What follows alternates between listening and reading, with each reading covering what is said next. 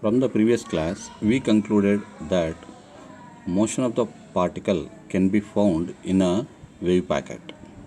So that is a more probability is there to find the particle in a wave packet. So that is the wave packet consists of number of waves associated with the particle. So here the number of waves, a combination of number of waves is called a group of waves. So the group of waves velocity, that is called group velocity, is equals to the particle velocity. That already we derived that one, we proved that one. And the phase velocity is more than the particle velocity. So to find the particle in the wave is maximum in the wave packet. So motion of the particle can be described by a wave packet. So now finally the within the wave packet the particle is exist. Now uncertainty principle. So this uncertainty principle is explained by the Heisenberg. What is this uncertainty principle? Just you see here that to determine the momentum and the wavelength at same time. Momentum and wavelength at same time. So here now what is the necessity to find the momentum and the wavelength? Because here already we concluded that particle associated with the waves and the combination of waves is group of waves, and by combining these group waves it creates a wave packet. So within the wave packet there is a probability to find the particle. So if it is belongs to the wave, right, when we are talking about the wave, right, particle when it is in linear motion it has a momentum. So at the same similarly at the same time if it is in a wave, if it is moving in a wave, right, then it has a wavelength. Then what is the momentum and the wavelength in a for a particle? So here to describe that one first we need to do the particle nature once we recall it. So when the dynamical variables such as position for a particle's position, momentum or at any time can be described a degree of accuracy. So this particle determines the backbone of the classical physics. But the concept of dual nature matter presents difficulty is locating to exact position of the position and momentum of the particle at the same time. Right? So according to the quantum mechanics, the moving particle may be considered as a group of waves and the particle may be anywhere within the wave packet.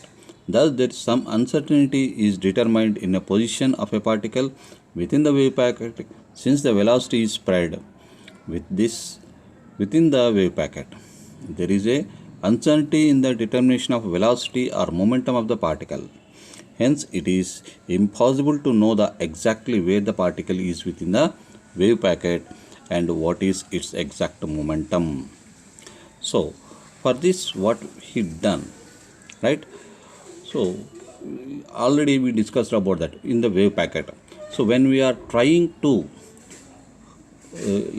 concise the delta x, so means we are limiting the spread of the along the spreading of the wave along the x direction. So we are decreasing the size of the delta x. So when we are decreasing the size of the delta x, the amplitude of the wave will increase. The amplitude of the wave will increased. When the amplitude of the wave is increased, its position. So within that amplitude where the particle is exist. So we cannot say that the position of the particle. The position of the particle we cannot determine when it is the delta x is very small, right? So that is there is a uncertainty in the position. So if we increase the delta x, then the amplitude of that wave packet will be decreased. So when the wave packet, the amplitude of the wave packet is decreased, then there is a lot of momentum is there, but we cannot find the exact exact momentum of the particle. So as the wavelength dx is increased, the amplitude is decreased. So here it is impossible to have the simultaneous and exact measurement of the position and momentum along the x direction of px of a particle.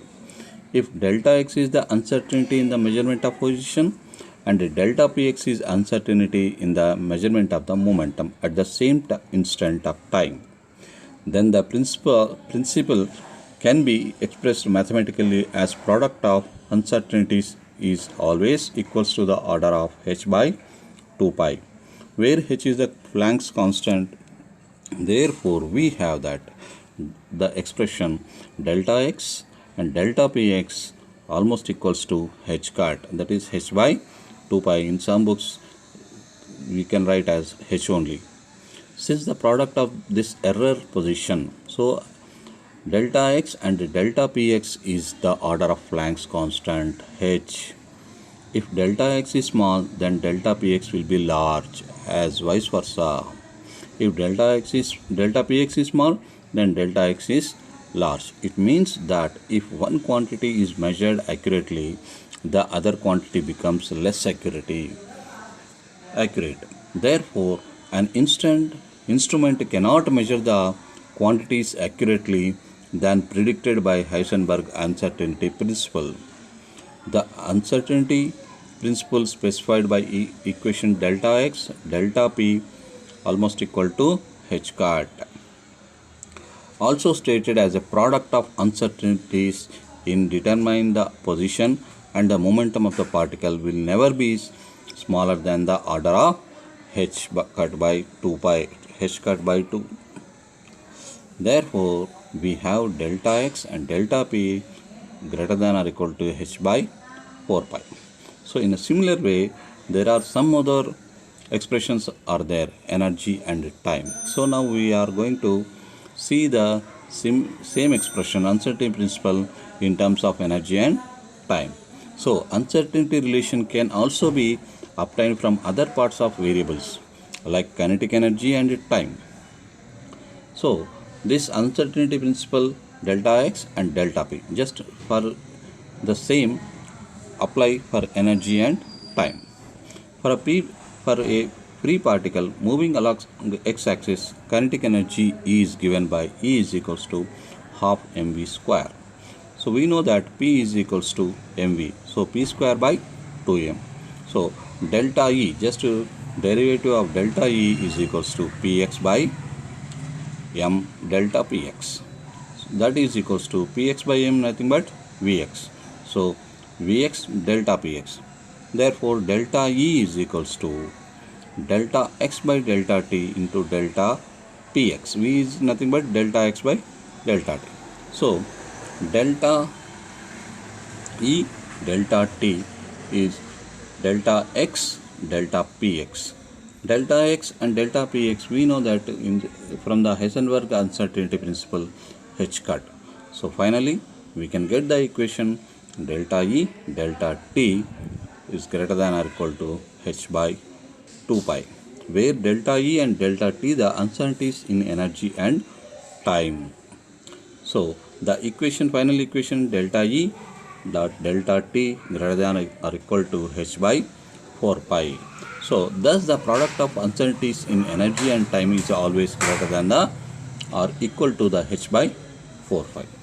Similarly, we can apply the same for the angular momentum and the angle delta j delta theta. So that is also delta j and delta t almost equals to h cut. So thus uncertainty principle is universal and holds for all pairs of conjugate variables. The product of whose dimensions yield the dimensions of Joule second. The illustration of experiment is support of the uncertainty principle. So here an experiment. So already we know that the statement itself it is a negative. But whereas in physics, always physics tries to determine the accuracy, but whereas uncertainty principle, it is showing that we are unable to calculate the accurate values. Uncertainty, it is itself, the statement is showing that uncertainty is accurate is not there, whereas in the case of delta x and delta p. But here the same thing we can prove that the unable to calculate the accuracy level. So we are going to prove that the illustration of experiment, it is support to the uncertainty principle. The following experiment shows that even under ideal conditions, it is not possible to perform measurements beyond the accuracy imposed by the uncertainty principle. This limitation is not an error in the measurement but a fundamental law of nature. So here, because we have to be cautious at this level, so it is a natural. The uncertainty is a natural one. It is not a default of the experiment or default of the instrument or default of our theory. It is a natural.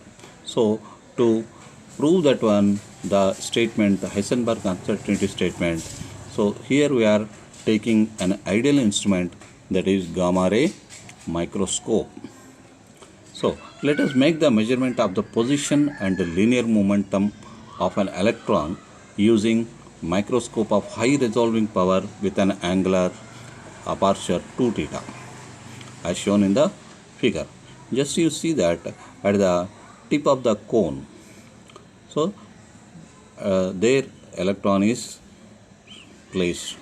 So on that electron, that electron can be seen by the microscope object, eyepiece. So now you determine, now we are going to calculate delta x is the aperture size. So right within that aperture, the electron should be there. The electron may be absorbed when the photon is scattered by it. So when the photon is incident on that electron, and it has to be reflected within the region of the microscope. So when it is reflected within the region of microscope, then only we can able to see the electron is present in that angle at that particular place. So the field of view is microscopic lens as shown in figure 2.9. The resolving power of the microscope is given by the, that is delta x is equals to lambda by 2 sin theta. The resolving power of the microscope is delta x is equals to lambda by 2 sin theta, where delta x is the distance between 2 points which can be just resolved by the microscope. So this is the range in which the electron would be visible when scattered by the light of wavelength lambda.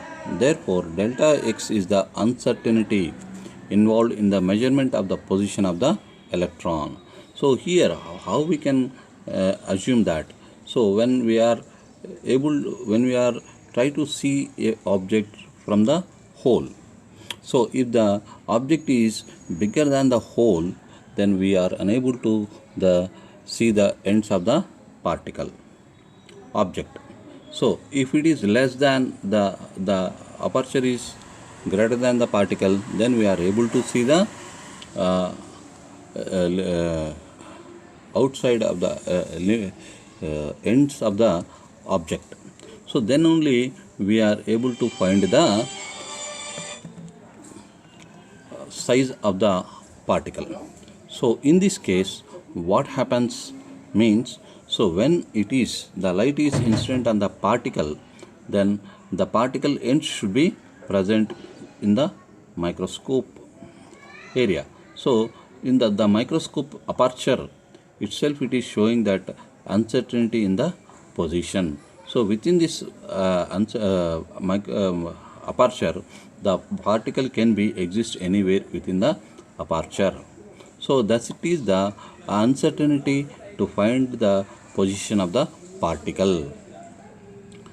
So when the light is lambda with the wavelength of lambda is incident on the particle, then the light has to be reflected by after incident on the particle, then that reflected light has to enter into the aperture of the microscope. Then only we are able to see the particle. The momentum imported by the photon in the electron during the impact is h by lambda. So here how to see that one? See, the scattered or reflected photon has to be enter into the microscope, that is the range of 2 theta angle. So outside the field of view, the momentum imported by the photon of the electron during the impact is h by lambda. The component of momentum OP and OQ along the x directions are minus h sin theta by lambda and plus h sin theta by lambda. So why it is already we know that p sin theta and p cos theta, right? P sin theta. So what is p sin theta is that the momentum. So p is nothing but according to the de Broglie, p is equals to h by p. So from p minus p sin theta to plus p sin theta. So that object can be, there is a variation in the momentum. Therefore the uncertainty in the momentum measurement in the momentum along the x direction delta px is equals to p sin theta h sin theta by lambda minus h sin theta by lambda, that is equals to 2h sin theta by lambda. So delta x and delta p. And the delta x already we calculated that the delta x is equals to lambda by 2 sin theta. So why it is lambda by 2 sin theta? So here just I missed there that the position of the particle. So there is the uncertainty delta x value is equals to lambda by 2 sin theta and delta p is equals to 2h by lambda sin theta. So delta p and delta x is equals to h. So that is Heisenberg uncertainty principle. The resolving power of telescope delta x already it is given, delta x is equals to h by 2 sin theta and delta p is equals to 2h sin theta by lambda. So delta x and delta p is equals to h.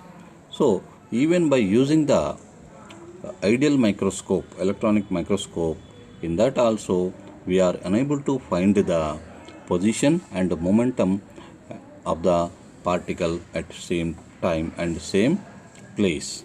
So this is the proof for the uncertainty principle of Heisenberg. Here we can see another experiment for uncertainty principle. Diffraction of beam of electron by single slit. Let us now consider another illustration for illustrative. The diffraction of electrons at a single slit is shown in figure, that we can see the beam of electrons getting diffracted at the slit of width delta y. So delta y is the limitation for the position and received in a photographic plate kept at a distance from the slit, right? So now finding the electrons producing the diffraction pattern can pass through from any position of the slit with delta y. Therefore the uncertainty in the position is delta y can be equal to the width of the slit. The electrons that are passing through the slit suffer a diffraction at the edge of the slit. Since the electron must pass through the slit, the width of the slit delta y is measured the uncertainty in the position of the electron. Diffraction will occur and the diffraction pattern will be produced on the screen by putting n is equals to 1 in the first minimum condition d sin theta is equals to n lambda, where d is the width of the slit. We have delta y sin theta is equals to lambda, n lambda, n is equals to 1. So d is equals to slit width. So delta y is equals to lambda by sin theta. Before diffraction, electrons have no component of momentum along y direction, since they are moving along x-axis. When electrons deviate from its original path, they have momentum component p sin theta in the direction y. As the electron may be anywhere within the diffraction pattern from minus theta to plus theta, the y component of the momentum of electron may lie anywhere between p sin theta and minus p sin theta. Uncertainty in the y component of the momentum of electron, that is delta py, is equals to p sin theta minus p sin theta, that is equals to 2p sin theta. So delta py is equals to 2h sin theta by lambda. From the above two equations, delta y dot delta py is equals to lambda sin theta by 2h sin theta by lambda. So that is equals to 2h. So delta y and delta py is almost equal to h. So this is another experiment to support the Heisenberg uncertainty principles. So if we try to improve the accuracy of the position by decreasing the width of the slit, the diffraction pattern will be widened and the uncertainty in momentum will increase. So if we decrease the slit width, the uncertainty is in the direction of y, so the diffraction pattern is increased. So already we know that in the light diffraction pattern. So if the slit width is very small, then the diffraction angle is very high. So this is the uncertainty principle is applicable to all material particles from the electrons to large bodies. However, the uncertainties are negligibly small in case of large bodies when compared to the experimental errors. Therefore, the result again indicates that we cannot get a better simultaneous measurement of the position and momentum of particle than the specified by the uncertainty principle. Now we are going to see the position of the electron in Bohr orbit. Let us calculate the Bohr's radius. Bohr first orbit using uncertainty principle for position and momentum. So from delta x and delta p is greater than or equal to h by 4 pi. So delta p square is greater than h square by 16 pi square delta x whole square, where delta x and delta p are the uncertainties in position and momentum of the electron in the first orbit respectively. If delta v is the uncertainty in the measurement of the velocity and delta p is uncertainty in the measurement of the momentum of electron in the orbit, then the uncertainty in electron kinetic energy delta t is given by delta t is equals to 1 by 2 m delta v whole square, that is equals to delta p whole square by 2m. So delta t is greater than or equal to h square divided by 16 pi square 2m delta x whole square. Now let us write the uncertainty. Just you see the equations here. There is no anything simple application. Simply we are applying the values in the equations only. Finally we discuss about that one. Just you see the calculation part, equation part. Now let us write the uncertainty in the potential energy delta V of an electron. In general, the charge is the potential energy of the electron is given by delta V. Here it is capital V.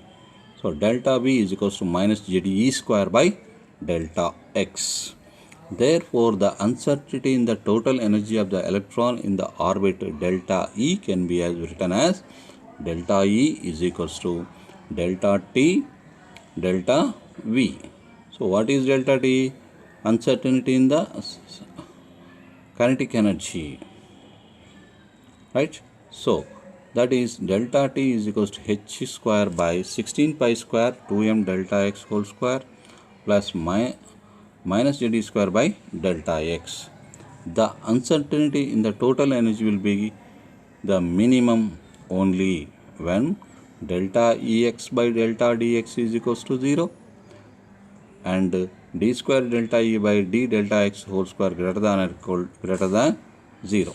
Therefore, d of delta E by d of delta x greater than or equal to 2h square by 16 pi square 2m delta whole x whole cube plus ze square by delta x whole square, that is equals to 0.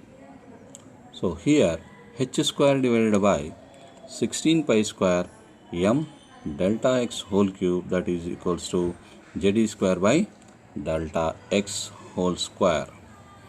So delta x is equals to h square by 16 pi square mz square. In the same manner, the secondary derivative delta square E by d square delta E by d delta x square can be determined and can be shown as positive. So here the result therefore shows that in order to have energy electron in Bohr orbit a minimum, the electron should have at least delta x NVA from the nucleus, that is the minimum distance from the nucleus. As the energy of the electron is maximum in the first Bohr orbit, the radius of the first Bohr orbit is equals to the uncertainty delta x.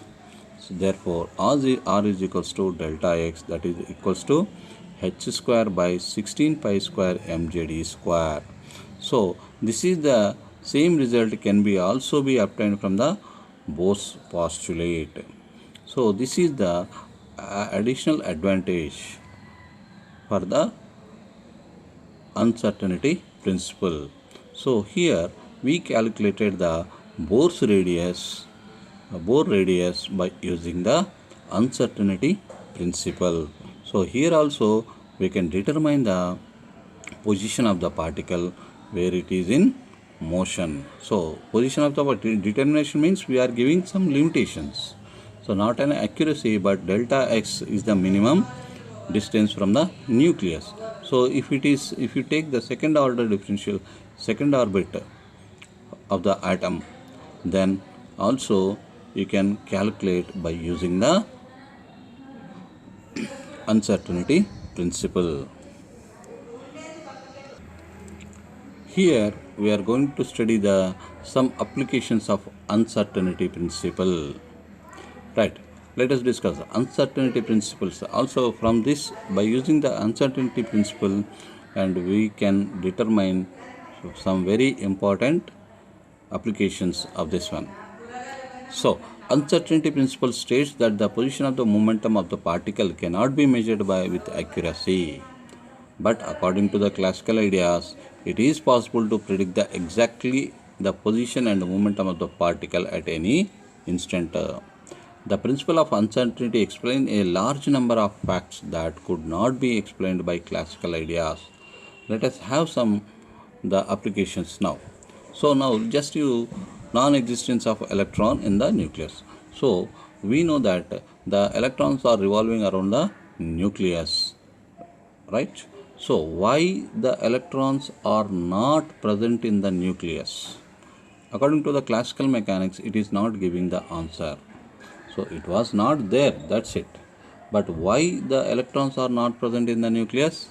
There is no answer in the classical mechanics, classical physics. But whereas by giving the application, by applying this uncertainty principle, we can have some solution, some reason why the electrons are not present in the nucleus. So just how we will see here. So we have radius of the nucleus of an atom in order of 10 power minus 14 meters. So that if an electron is confined within nucleus, the uncertainty in the position delta x is the diameter of the nucleus. So 2 into 10 power minus 14 meter. According to the uncertainty principle, the uncertainty in momentum delta P is equals to h by 2 pi delta x. So that is can be calculated that 6.625 10 power minus 34 by 2 into 3.14 of 2 into 10 power minus 14. So by simplifying that one, delta P is equals to 5.27 into 10 power minus 21 kg meters per second. Therefore, the uncertainty in momentum of the electron must be at least of the magnitude of 5.27 into 10 power minus 21 kilogram meter per second. The kinetic energy of the electron of mass m is given by T is equals to P square by 2m. So 5.27 into 10 power minus 21 whole square by 2 into 9.1 into 10 power minus 31, which is the kinetic energy is equals to 1.526 into 10 power minus 11 joules. So which is equals to 9.5 into 10 95.37 into 10 power 6 electron volts. So 95.37 mega electron volts. It means that if an electron exists in the nucleus, their kinetic energy must be in the order of 96 mega electron volts. But the experimental observation shows that no electron in the atom possesses energy greater than the 4 mega electron volts. This shows that electrons do not exist in the nucleus. If electron is present in the nucleus, then that its kinetic energy should be in order of 96 mega electron volts. So whereas observed values of the kinetic energy of the electron is around of 4 mega electron volts only, so that we can conclude that electron is not present in the nucleus. And here another one, binding energy of an electron in atom. So here the electron in atom is under the influence of electrostatic potential of the positively charged nucleus. If r is the radius of the first orbit, then uncertainty in the position delta x is equals to 2r. Therefore, uncertainty in the momentum component delta p is given by delta p is equals to h by 4 pi into 2r. So h by 8 pi r. Therefore, the momentum of electron in atomic orbit is at least 8 by h by 8 pi r. Kinetic energy of the electron k is equals to p square by 2m naught. So p already we know that h square by 32 pi square m naught r square. The potential energy of electron V is equals to minus Jd square by 4 pi epsilon naught r. Next, total energy is equals to k plus V. So what is k value? H square by 32 pi square m naught r square minus Jd square by 4 pi epsilon naught r. By applying the values for this that is equals to 10 power minus 20 by r square minus 15 10 power minus 10 z ev by r. If r is equals to 10 power minus 10 meters, let us say m meters, we have E is equals to 1 minus 15 z electron volts.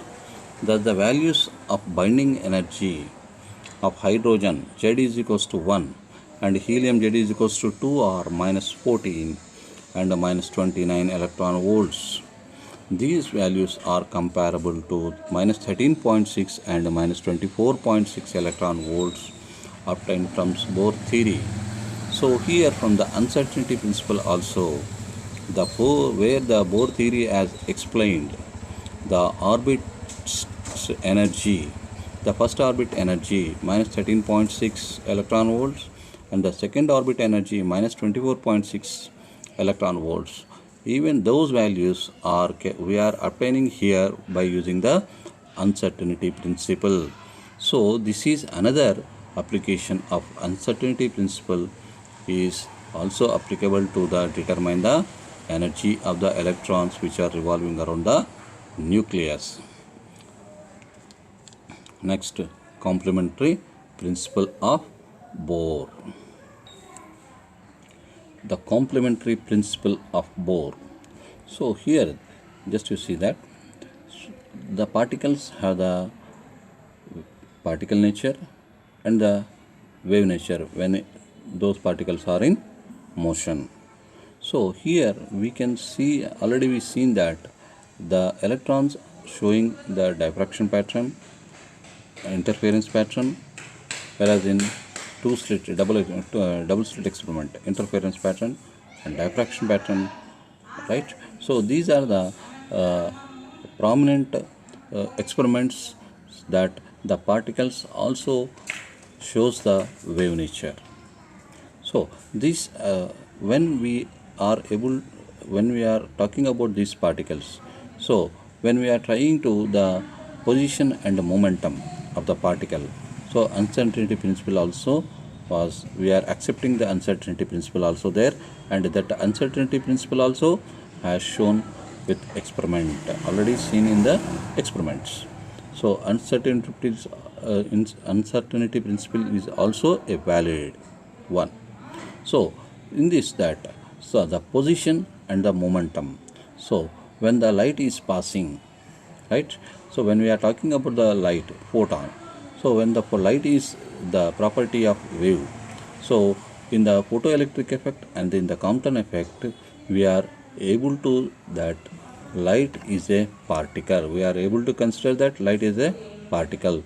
Then only we are able to explain very clearly by considering that light is also a particle. So similarly, in other hand, so when in the diffraction pattern of electrons or interference pattern of double slit experiment of electrons, it is showing that the particles also showing that electrons wave nature. In that double slit experiment, if we close one slit, we are unable to see the interference pattern of the electron. So here it means that the electrons always giving the wave nature, right? Wave nature in the double slit experiment. If you close that one slit, you cannot find the interference pattern of the electron. So it means that the wave nature is disappear when you are closed one slit. So only particle nature is appears in a single slit experiment, right? So here in this case we are unable to see the two properties in a single experiment. So whereas for the light also we are unable to see the two properties. Here means two natures, the wave nature and the particle nature. We are unable to see the same two natures in one experiment. Similarly, we are unable to see the two natures for the particles also. Wave particle duality. So these two are the complementary. Complementary means, so it is not a contradictory. Complementary means both are present in that.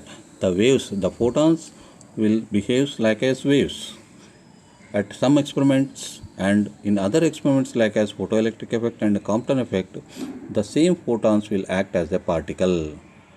Similarly, even the electrons, very small range of particles, the electrons behaves as a particle in some experiments, and similarly the same electrons behaves like as a wave in some other experiments. So for example, Davidson-Germer experiment, the electrons are behaves like as a wave.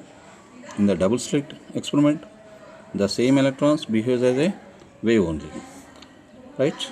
So Thomson experiment and the double slit experiment proved that wave nature of electrons, which shows the interference and diffraction phenomena. These experimental results indicate that the lesser mass of particles behave sometimes as particle and sometimes as wave.